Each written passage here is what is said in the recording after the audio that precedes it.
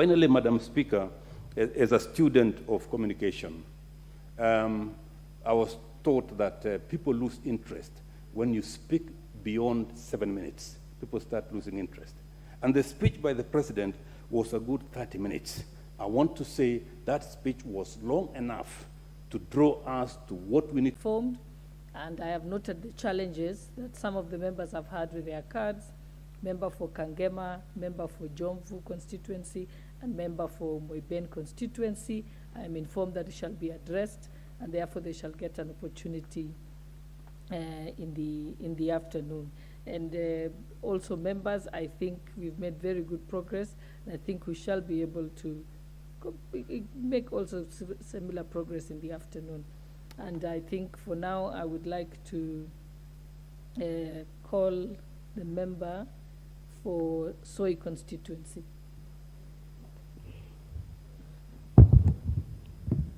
Madam Speaker, allow me to take this great opportunity. First, to thank the people of Soy for electing me to represent them as Member of Parliament for Soy. There were quite a number of issues that we discussed during the campaigns and also during the public participations, and I want to assure them that we are going to make sure that we are going to deliver. I know there are quite a number of challenges that are on the ground, but let them relax, and as soon as the government in place, we are going to make sure that we embark on those development projects that will change their lives. Secondly, I would like to take this opportunity to thank you, being our women representative and also the Deputy Speaker for the National Assembly. I want to thank you on behalf of the people of Uasin Gishu to say that as leaders from Uasin Gishu, you have our maximum support, and we shall work together for the people of Uasin Gishu. I will also want to thank all Kenyans, and in particular the people of Soy, who participated fully in ensuring that the government of Kenya Kwanza is now in place, and we want to assure them the only thank you that we are going to deliver is to make sure that we do the developments that we have set forth through our manifesto.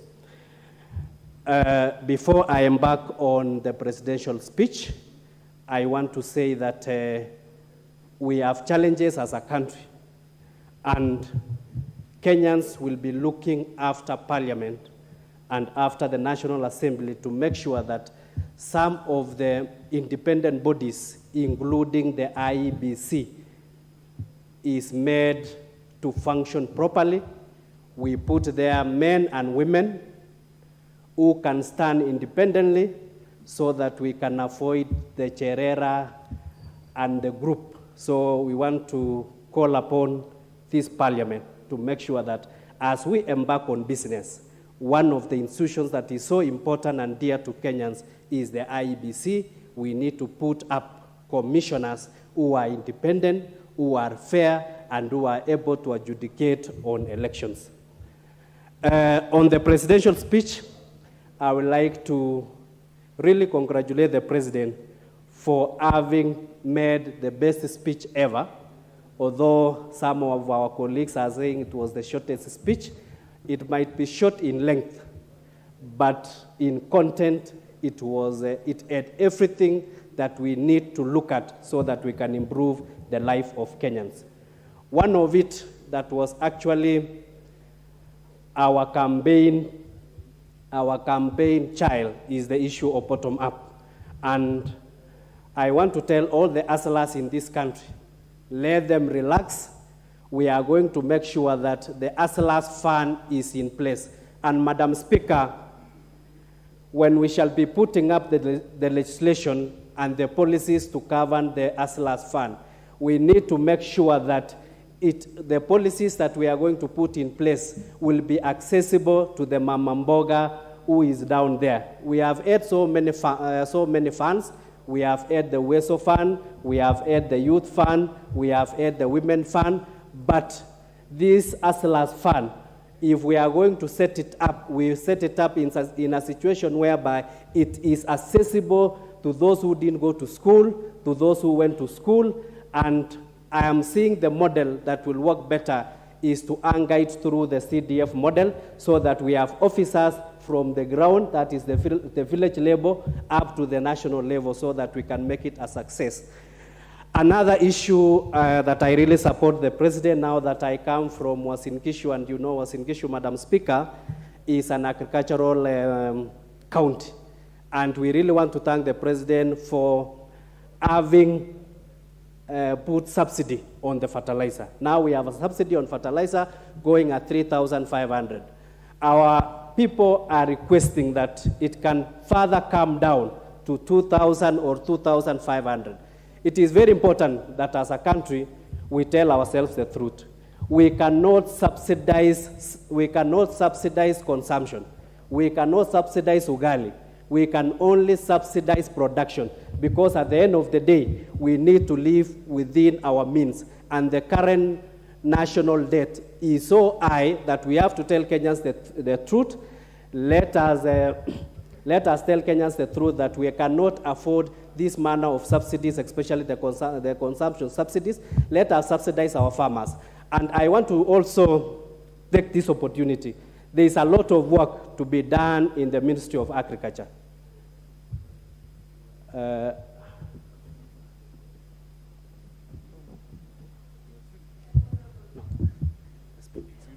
Honorable members, I want to thank you very much for your interest in the debate.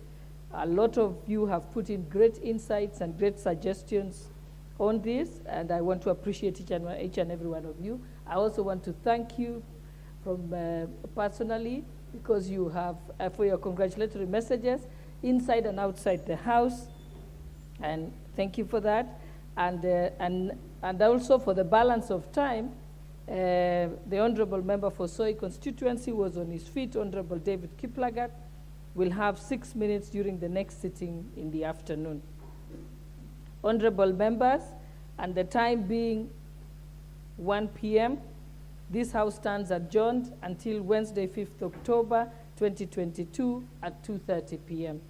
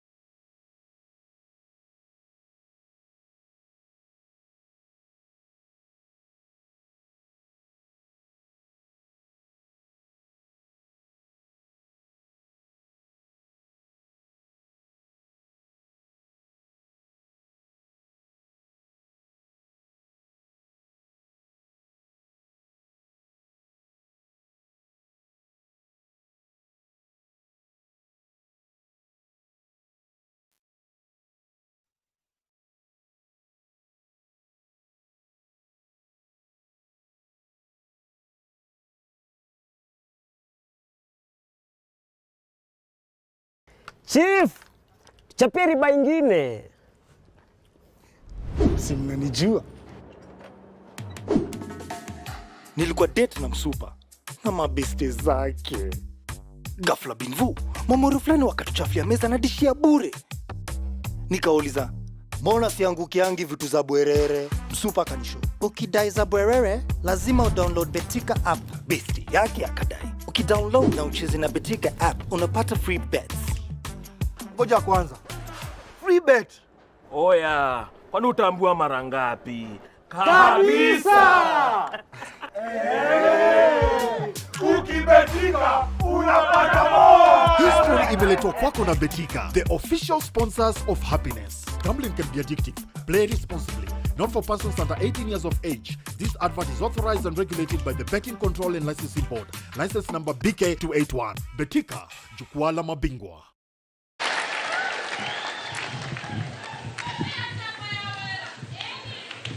Thank you very much. Your Excellency, the President of the Republic of Kenya, Dr. William Ruto, Your Excellency, the First Lady, Mama Rachel, our past moderator, the Most Reverend Dr. J.C. Kamau, the House of Clergy, the family of my late brother, Mama Kevin, Stephen, and all the rest of our people, and all the people who have come here.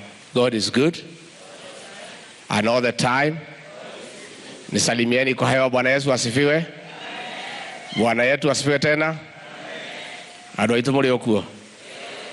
Nĩ mũkire. Kumagaria mũrũ wa maitũ. Ngai amũrathime. Your Excellency, the President. The man lying here with us, Jack Ririani, was the eldest among all the sons of the late Mother Kirigo and Mzee Nahashon Gachagua. He's a man that we all hold in the highest esteem as a family. Our parents, the late Mzee Nahashon Gachagua Ririani and his wife, Mother, popularly known as Marida, were peasant farmers and ex-freedom fighters. And when they came from the forest, unlike today, they did not know about insurance. What they did about education, they came up with an insurance scheme to make sure that their children go to school. And that insurance scheme by my parents and no other people of that time was a masterstroke. What those parents would do is get as many children, educate a few, and the few to educate the rest. So my parents, we were 9 of us. And they tried so hard.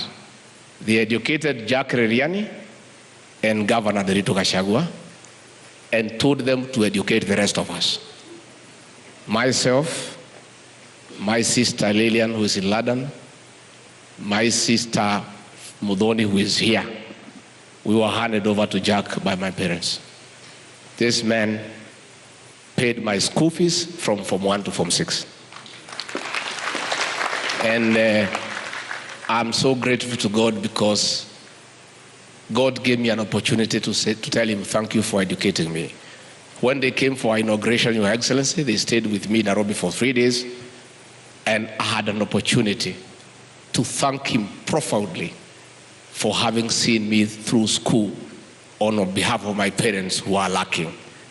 And I feel that the opportunity I had to tell him thank you when he was alive is God who created for me that opportunity. I want to ask all of us, where we can, those who are able, take care of your siblings. See them through school, assist them in life. So as we escort my late brother, I have a debt of gratitude to him. And as a way of giving back, I'll make sure that his wife, who has been left behind, his children, Stephen and your kids, whatever God can help me to see you through, I will do it as a way of appreciation to my late brother who saw me through education. My late brother was also the head of our family, the Kirigo family. We were 4, now I'm left, and I'll do what I can in terms of providing leadership to our sisters and our children who have been left behind. And I ask our family to stay united. And we have accepted what has happened. We have taken a bit of hitting for the last 10 years or so as a family, but we are asking God no questions. Because all the difficult things have happened, God has equally given us so many other blessings. and therefore we are not in a position to complain or ask any question. We have accepted the will of God, and all we have to do as a family is to stay united, and like our parents taught us, education, education, education. Let us educate our children. In a family of 9, we were 7 graduates from parents who are peasants. They just knew that education is important. Alafu wakapanga hiyo insurance, unasomesha wawili, alafu wanasukuma wale wengine. I think it's a good concept. I think some of us were not very wise. When Wazungus came, they told us to get only 2 children, and we accepted. Looking back, in my case, I think it was foolish. Because when I sit in my house, it's a big house, my children are gone, I'm just here with Pastor Dorcas. If you leave a glass here, you come back after 2 months, you just find it there. Is that a home really? So these are things that we did in those days of the 70s. Oh, family planning, nini. Tukasikiliza hiyo maneno, tukafuata bila kufikiria. So we find ourselves in a situation that is not very nice. You know, Your Excellency, on behalf of my family, let me thank you with Mama Rachel. I really want to thank you. You have been there for us. Anytime we have been in tears in this family, you always turn up with a handkerchief to wipe our tears. We have no words to say thank you. And the truth be said, from our relationship, you have become one of our family. You have become one of our family. We celebrate you, we cherish you, and we don't take that friendship for granted. The last time you came for my mother, you remember me telling you. And I told you, in front of everybody, that this family of Gachagua, we are honest people, we are people of integrity, and we value friendship.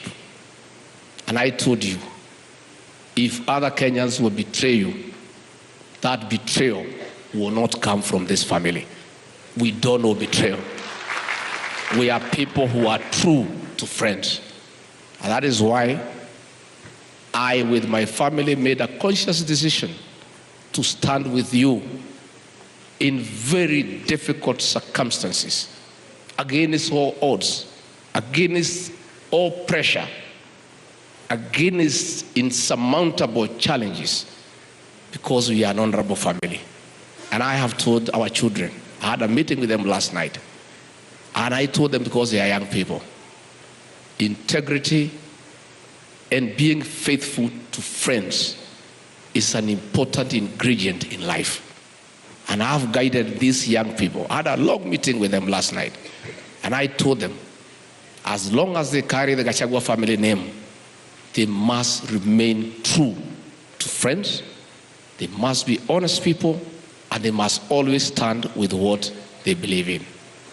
Your Excellency, in a family meeting last night, when we were discussing you and the role you have played in this family, of holding us, holding our hand, always be there with us, I was given very clear and sufficient instructions by family that I must serve you with loyalty and dedication.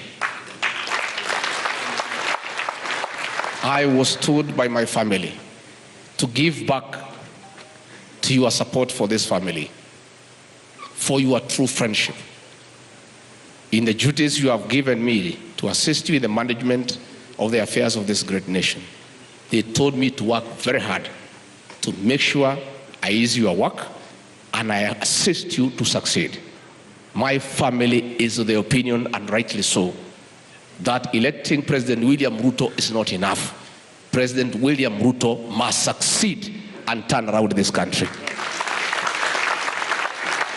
So I want to confirm to you, sir, that whatever duties you give me, I'll implement them with military precision. I'll be there and I'll do whatever you tell me to do so that this country that is pregnant with expectation. The people of this country, Your Excellency, have such high hope in your leadership. They have so much expectation. And I know that you must work very hard. And for you to succeed, those of us you have given a responsibility to help you, we must work equally hard. So I want to confirm before my family that I will not let you down. I will do whatever it takes and will be there for you to give you the necessary support so that you are in a position to turn around the economy of this country and restore the dignity of our people. And for that, I ask my family and my people of Hirega to continue praying for me to succeed in helping this great man. Finally, andu akirima mwegoko mwekuo watu ya Mlima Kenya, nichukue nafasi hii kupongeza nyinyi kwa sababu mumetafutia jamii yetu heshima katika siasa ya Kenya. Hapo awali tulikuwa tunawekelewa fitina ya kwamba sisi ni watu ambaye tunajipenda, sisi ni watu ambao ni wa kutumia wengine, sisi ni watu ambaye hatuwezi pigia mtu mwingine kura ambaye hatoki hapa. Lakini nyinyi watu wa mlima, nyinyi ni watu ya maajabu. Nyinyi ni watu ya maajabu. I really want to thank you from the bottom of my heart. You don't know what you have done to our community. You have gotten us respect in Kenya for the next 200 years. That the people of the mountain are honest people. They are people of integrity. They are true to their word. And they are people who appreciate a good deed. Your Excellency, the people of this region did not vote for you because you supported President Uhuru Kenyatta. They did not vote for you because of the 10-10 fraud. No. They voted for you. They made a conscious decision that you have a plan, you have a program to turn around their lives and put money in their pockets. That is why they voted for you. Your Excellency, you have pronounced yourself very clearly that the way to go is to increase production in agriculture. Is to increase production in agriculture. And the people of this area are farmers. And they are coffee farmers, they are tea farmers, they are dairy farmers.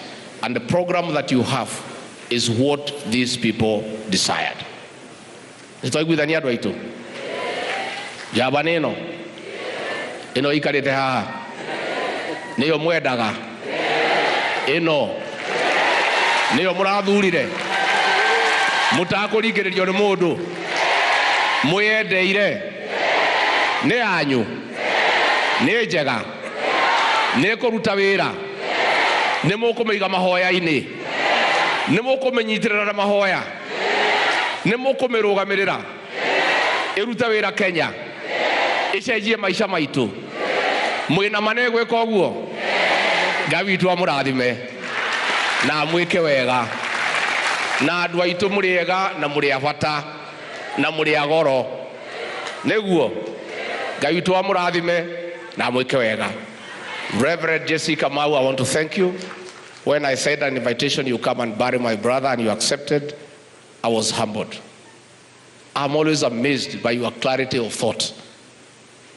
You have given us a very moving sermon like you have always done. We are truly grateful.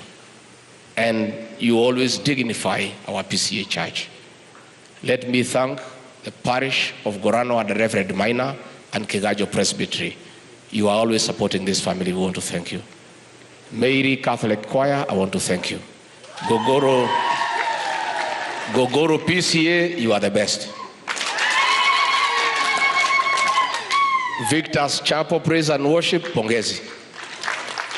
Karatina Praise and Worship, you are always there for us. And Herega Secondary, thank you for coming. I know I promised you a gate, a good one. Manezea Wamombi will put up that gate for you. I've already told him. And when the president comes around to the Sagana State Lodge, I'll request him to come and take tea with you. with those very many remarks,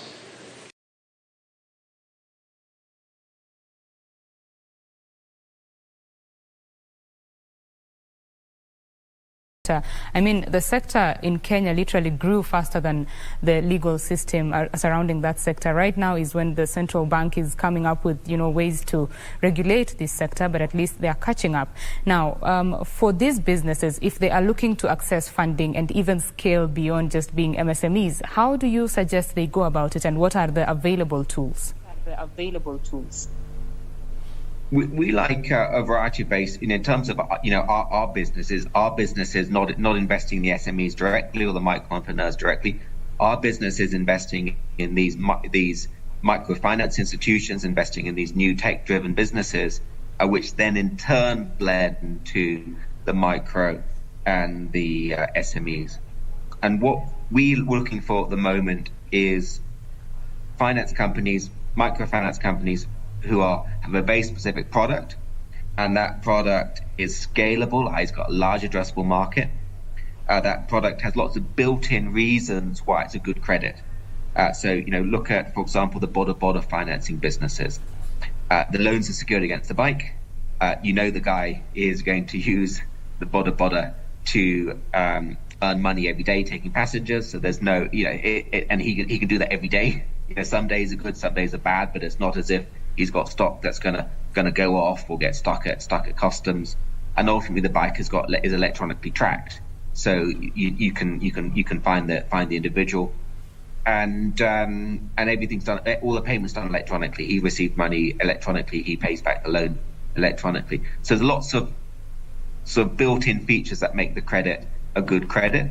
So business models specific, which can be scaled, good cost of risk. Profitable credit models is what we're looking at the moment. Right, and when investors are looking to invest in MSMEs, now speak to an MSME that is seeking funding currently. What are they looking for? What exactly are they looking for, maybe in their books or in the way that they do their business, Ed?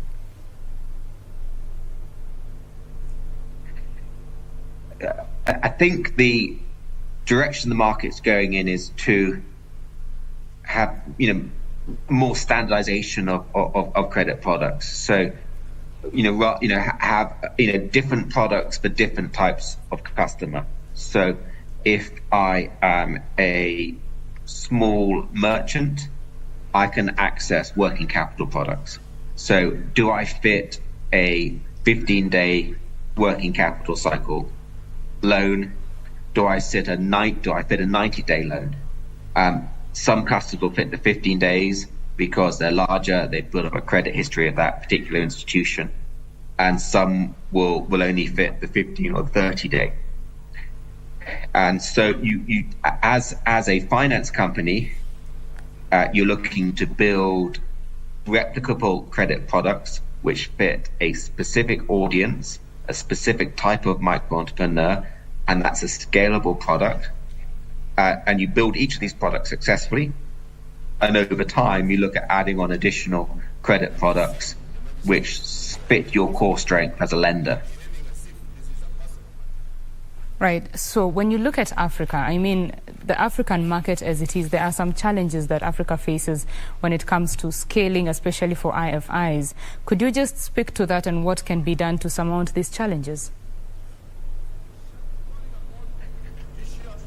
I think the big issue for an IFI is what we call an inclusive financial institution. So it's like a bank, maybe a time loosely, and it's providing credit to people that banks don't provide credit to, because as I said at the beginning of the interview, banks aren't set up to do small transactions, small loans, small transactions of any type. So an inclusive financial institution, IFI, is a business whose business is a bank-like business or bank-like lender, which is set up to support micro entrepreneurs and SMEs. And what are their challenges? So one of the challenges that the sector as a whole, the IFI sector whole, is not profitable enough. And sometimes in the wholesale market, the institutional investors like us, put off on the sector because you've got some very good, very profitable businesses, and then you've got some that are not so profitable, and then you've got everybody else in the middle. So, increasing the overall profitability is important. Helping these companies scale, helping these lenders scale is important. And to some extent, it's sort of chicken and egg. You build scale, you become more profitable, you get access to more capital, it helps you scale. So how do you kind of get into that virtuous cycle? So, we look at a lot of things. We look at consolidation. We see consolidation in the sector is important because, as I say, there's some people who are in these lending businesses very successfully and others who are not doing so well. So consolidation can also help. More investors like Verdant Capital is helpful. So more different types of investors with different priorities, preferences coming into the ecosystem, supporting these micro lenders, MSE lenders, IFIs with capital is important, and we're a big part of the overall ecosystem.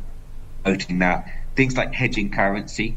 So Verdant Capital, we invest in local currency, but our own funds are in dollars. So we have to hedge our loans with market participants, and that can be expensive and that can be complicated.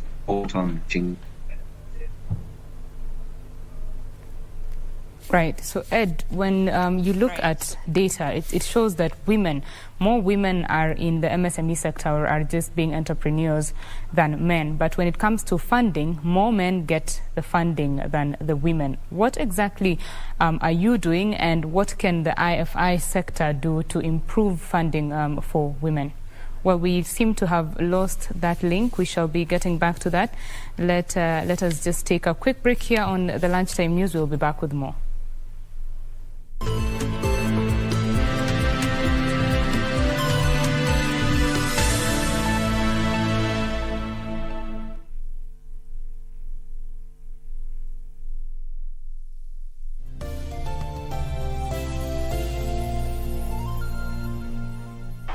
The legends and familiar chants will grace KBC once again. Don't miss the FIFA World Cup